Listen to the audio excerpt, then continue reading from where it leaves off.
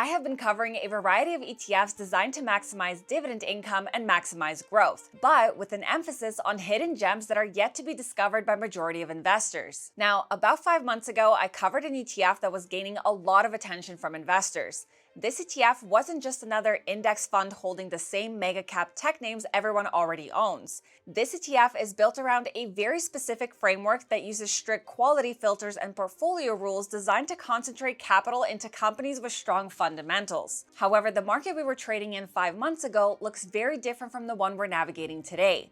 Over the last few months, we have seen heavy selling pressure across some of the most popular growth sectors, particularly AI and software. On top of that, geopolitical tensions in the Middle East have pushed volatility higher and created new inflation risk through the energy market. But this is exactly the type of environment where portfolio construction of ETFs actually matters. And today I want to revisit the ETF because not only has it impressed me, but it has potentially solidified its place as a strong complement to my growth portfolio. This ETF has attracted more than $4 billion in assets in just 18 months.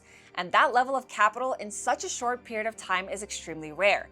It tells you that both retail investors and institutions are paying attention. And so far, no other ETF I've covered has gained this kind of momentum this quickly. And it's all because of one guy whose name is Tom Lee. So today I'm going to tell you exactly what that ETF is, how it works, and I have to say it is probably amongst the most unique and thorough strategies I have seen in an ETF.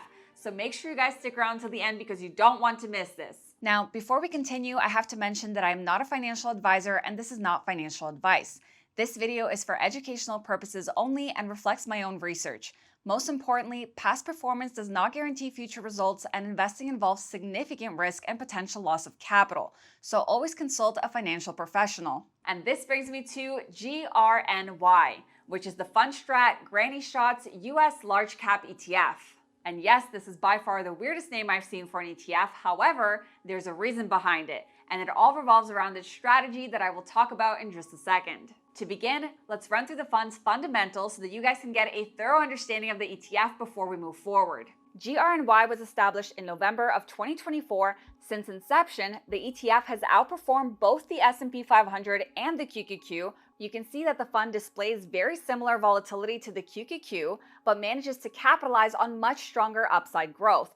And that is what really caught my attention. This explosive growth is what the ETF is all about. Now, of course, the short time frame tells us nothing about the ETF's long-term ability, so to get a better understanding, we have to look deeper into how it works and its underlying holdings. And I have to tell you guys, it is amazing. When you look at the fund's holding breakdown, you see a relatively even allocation towards technology, financials, and industrials. Now, the ETF only holds 41 individual stocks, which means that it is very concentrated. In fact, it is one of the most concentrated ETFs that I have covered. And of course, that means that the fund can carry an elevated level of risk because it lacks diversification. However, when you look at the fund's holding breakdown, you will notice that there is a relatively even allocation towards each stock with no holding exceeding 3%. That is why the fund is actually not as top heavy as many other ETFs out there, including the S&P 500 and SCHD, which I find pretty interesting.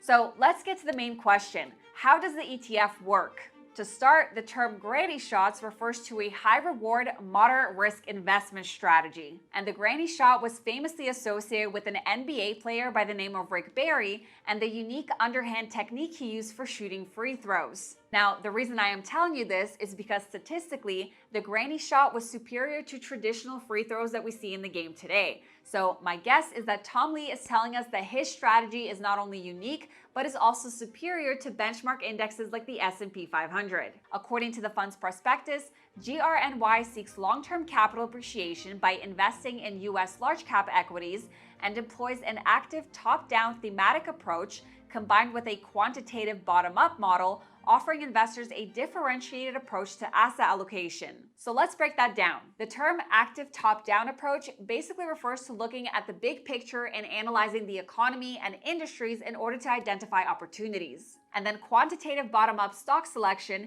is using data and numbers to carefully pick individual stocks that fit those opportunities. So in other words, in order to create the ETF, the fund is analyzing overall market trends as well as doing individual stock analysis, and this is extremely unique. Now, these two charts right here give you a clear depiction of how the fund works, and we are going to go through it to try and get a better understanding. And if you guys want access to these amazing tools along with in-depth fund analysis, market insights, ETF breakdowns, and more, then I highly suggest to sign up with Seeking Alpha. You guys can use my link to get $30 off their annual premium plan. Or you can also bundle Seeking Alpha's premium plan with Alpha Picks and save over $150. Alpha Picks is their exclusive stock selection portfolio powered by quant and momentum strategies, and it has delivered over 3 times the total return of the S&P 500 since inception. I personally use Alpha Picks, and it is one of the smartest ways to supercharge your portfolio. Now, of course, past performance is not a guarantee of future results, and this is not financial advice. So, like we discussed, the fund starts with analyzing market dynamics and macroeconomic factors to create informed perspectives on the equity market and other asset classes. This includes economic indicators like GDP, inflation, labor market, and consumer spending, as well as monetary policy from interest rates and the Fed balance sheet.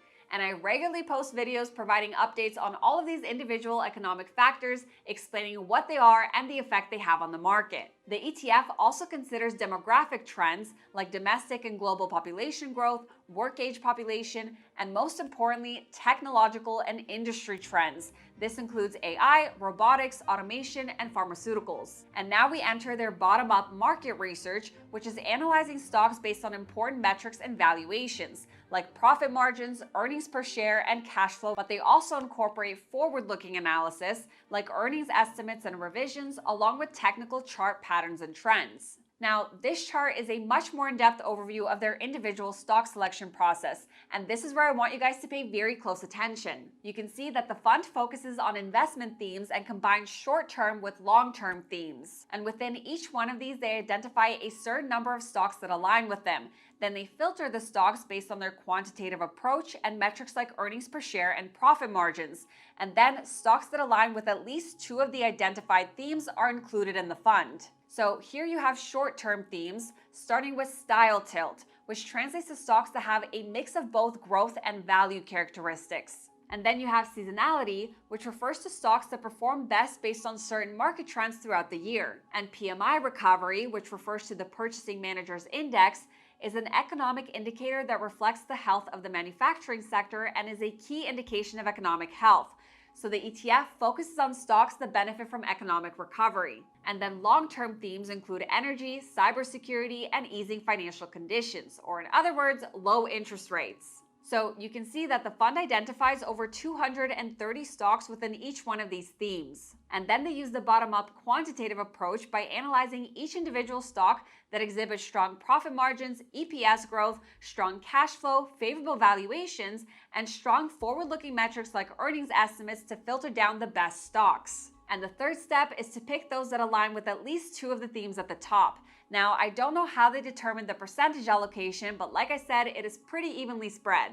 It is very unique to see an ETF that incorporates macroeconomics, market dynamics, and quantitative analysis in their stock selection process. And this definitely provides an edge relative to other passively managed ETFs, because as we know, majority of them strictly focus on company-specific metrics and ratios. So what you're getting is kind of like a hedge fund wrapped in an ETF.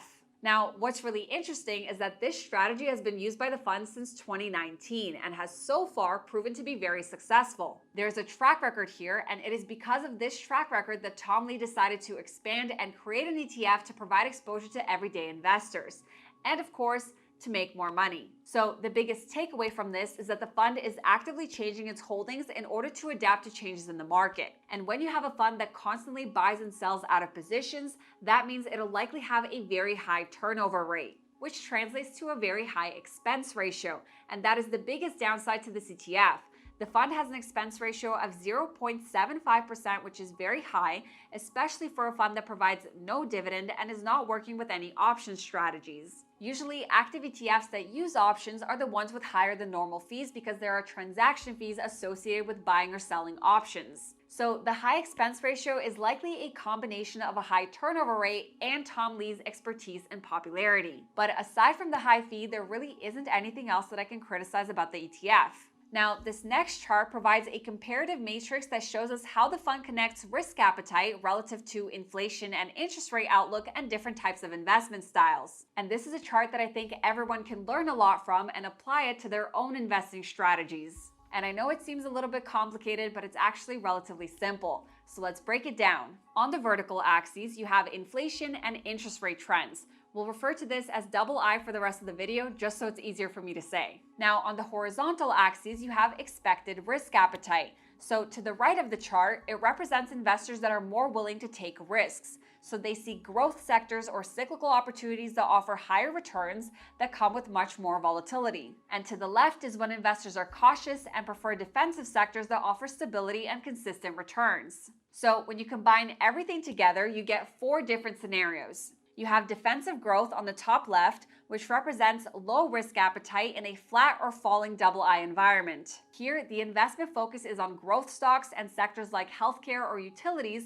which provide consistent performance with lower risk. On the top right, you have cyclical growth representing high risk appetite in a flat or falling double I environment. The investment focus here is high growth sectors like technology or consumer discretionary that thrive in low inflation and high risk environments. Then you have value defensive on the bottom left, which represents a low risk and rising double I environment. Here, the investment focus is on value-oriented stocks in defensive sectors like consumer staples or energy, which can withstand inflationary pressures and offer stability. And finally, on the bottom right, you have value cyclicals representing high risk appetite in a rising double I environment. And the investment focus here is value-based cyclical sectors like financials and industries that benefit from economic growth and inflation. I mean, this is one of the most unique ETFs that I have seen thus far. But that's not all. In the middle section, you have quality focus across quadrants, and this is extremely important. In all environments, there's an emphasis on high-quality companies with strong fundamentals.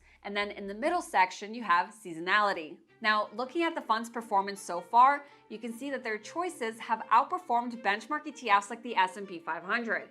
But in my opinion, the fund will definitely carry elevated levels of volatility. When you look at the recent sell-off, GRNY did suffer more than the S&P 500, and that is strictly because of its higher concentration.